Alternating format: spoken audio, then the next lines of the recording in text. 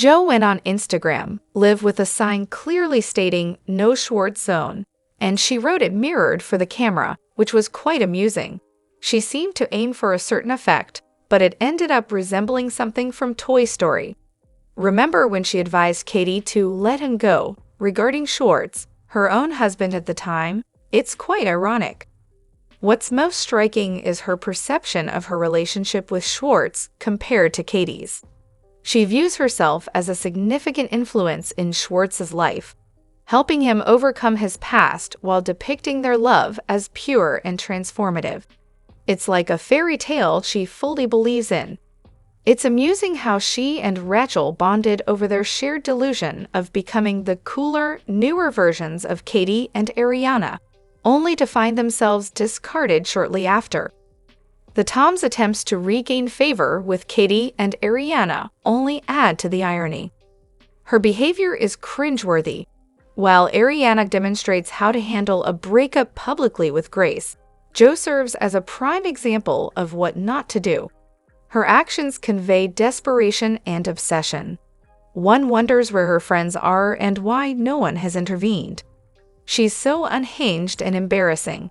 If there's ever a season 12, it'll be interesting to see her comments, even though she won't be on the show anymore. She seems deeply entrenched in her delusions, reminiscent of Sanja Morgan. Did anyone catch her Instagram live session? I wonder if it was mainly centered around Schwartz and Katie. If Schwartz had to choose between filming with Jo next season or giving Katie a sincere on-camera apology, what would he pick? From what I saw, she mainly discussed her clothing store website and mentioned having comments turned off to avoid negativity. She didn't directly address the sign. Instead, she gestured towards it a few times. Hello everyone, welcome back to my channel, Spill Chronicles. It's me, Ramona, here. I hope everyone is having a wonderful day. Keep watching, so let's dive into today's video. However, do you think it's beyond repair? I believe it still has potential if production pulls themselves together. What's your take? Has anyone seen the article? Without having read it yet, I'd say Vanderpump Rules was at its peak when the cast were all a bit rough around the edges with nothing to lose. But as they've become wealthier and more famous, it's gone downhill steadily. I've read it, and in my opinion, it offers a shallow analysis. It didn't resonate with me. It's ruined in the sense that their off-camera relationships as a group are non-existent now. Reality TV thrives on real connections and stakes, and those seem to have disappeared. Watching a group of coworkers go through the motions for a paycheck feels pointless and takes away from the authenticity we expect from reality TV. This is why The Valley is succeeding right now. It's still fresh, with cast members having genuine ties, and they're relatively new to TV, making for compelling viewing.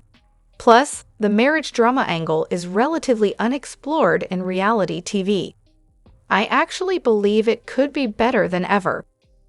The show is faltering with repetitive storylines, but there's potential for a revival if Bravo allows for some innovation. However, it'll be a letdown if key cast members like Ariana and Katie don't return. I think it's beyond redemption. Ariana or Katie likely won't return, and why should they besides the money? The favoritism towards Sheana and Lala this season was off-putting, and watching Blah Blah exploit her impending motherhood isn't appealing. The show was better when there was genuine camaraderie, not this uncomfortable dynamic we've witnessed recently. On the other hand, as it seems Vanderpump Rules might be coming to an end as we know it, here's a messy little tribute to the slap that kicked it all off. I started this while rewatching the series. I know it's not perfect, but I wanted to share it anyway. I might go back and tweak it later, and if I do, I might repost it. I really miss Stassi. I understand why she's no longer part of the show, but it was just so much better with her on it. It would be quite the ironic bookend if the affair that propelled Vanderpump Rules into fame, when Kristen slept with Tom's best friend, was followed 10 years later by another affair where Tom repeated Kristen's actions by sleeping with his partner's close friend, ultimately leading to the show's downfall.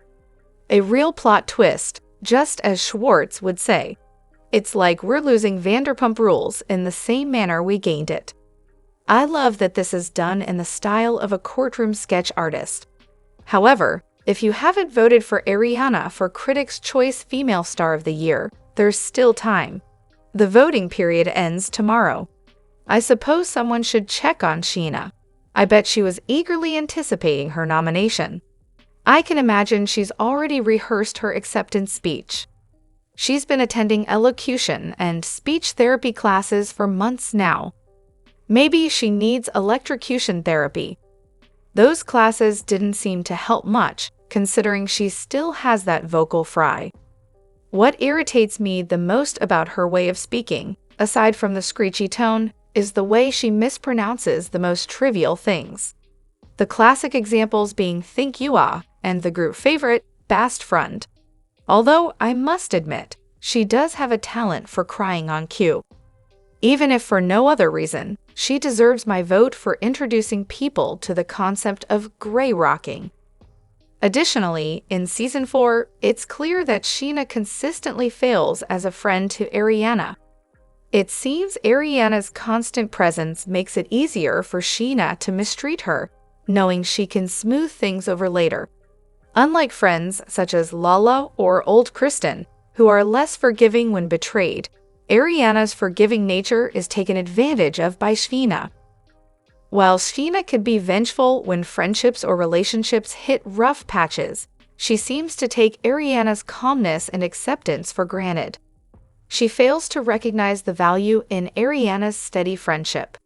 It's perplexing how Sheana inserts herself into conflicts between others, and often takes the side of someone she's not close to or hasn't had a real relationship with. One wonders about her motives in such situations. And watching Sandoval in scenes like this, his over-the-top displays of affection come off as creepy and insincere. It seems like he's performing for the audience rather than genuinely expressing himself.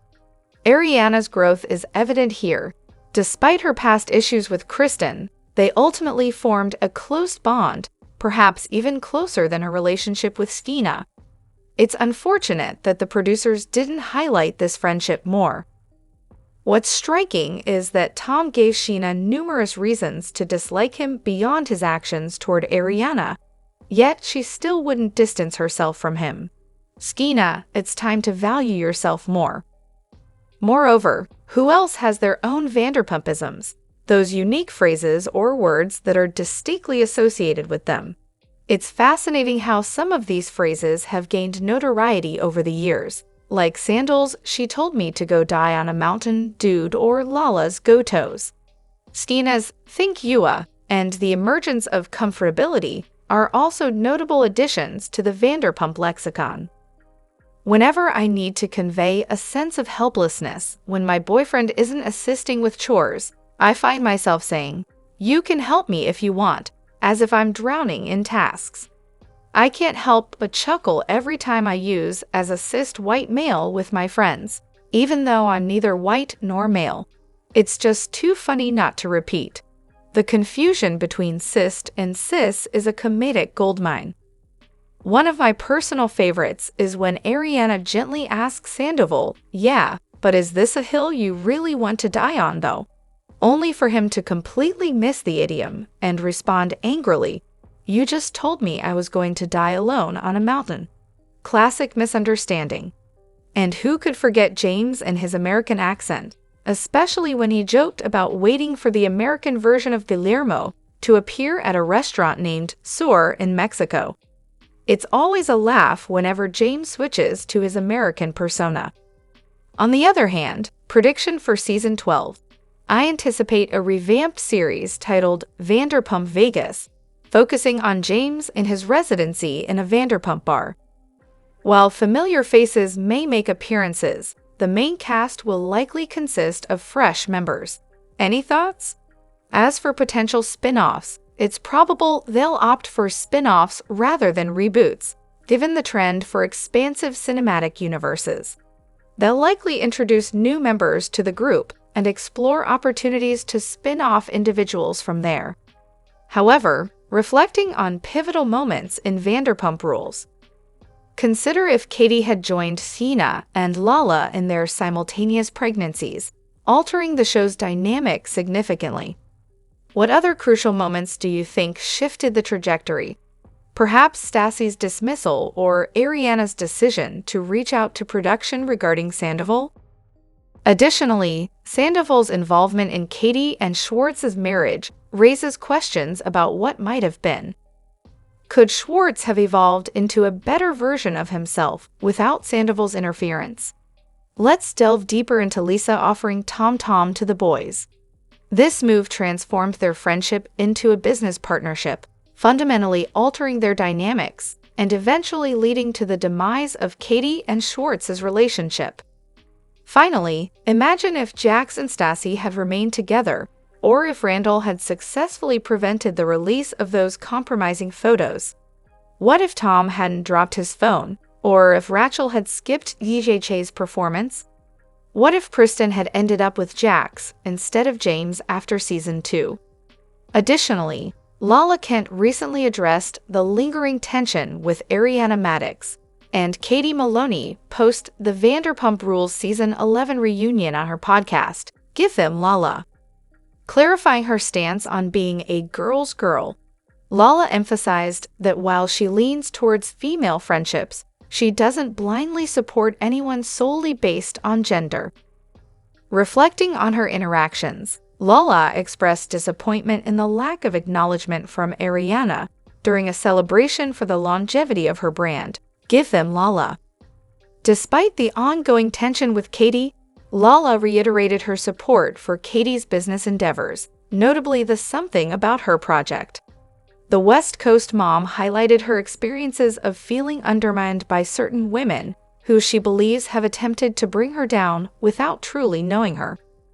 Despite the challenges, Lala remains vocal about her support for female empowerment and collaboration. Moreover, amidst the drama between Lala Kent and Ariana Madix at the Vanderpump Rules Season 11 reunion, fans are curious if Lala intends to visit Ariana and Katie Maloney's newly opened sandwich shop, Something About Her. Expressing her surprise during a May 31 Amazon live session upon learning about the eatery's grand opening on May 22, Lala exclaimed, "Oh my gosh, it's open. I love that for them." Despite her enthusiasm for her castmate's business venture, Lala confessed that she doesn't frequently leave her house and seldom ventures to West Hollywood, where Something About Her is located. Nevertheless, Lala praised the sandwiches and entertained the idea of having them delivered to her home once they're available on platforms like Postmates or Grubhub. In addition to her Amazon live session, Lala discussed her relationships with Ariana and Katie on the June 3 episode of her podcast, Give Them Lala. Addressing the notion of being labeled a girl's girl, Lala clarified that while she values female friendships, she doesn't automatically support someone based solely on gender. Reflecting on instances where she felt unsupported, Lala mentioned Ariana's lack of acknowledgement during a party celebrating the longevity of her brand, Give Them Lala. Despite tension with Katie at the reunion, Lala reiterated her support for Katie's business endeavors, emphasizing her commitment to backing Something About Her since its inception. Drop your thoughts in the comment section below. Do you agree or disagree? Don't forget to like, subscribe, and hit the notification bell for more updates. Your opinions matter, and I will see you in the next video. Thank you.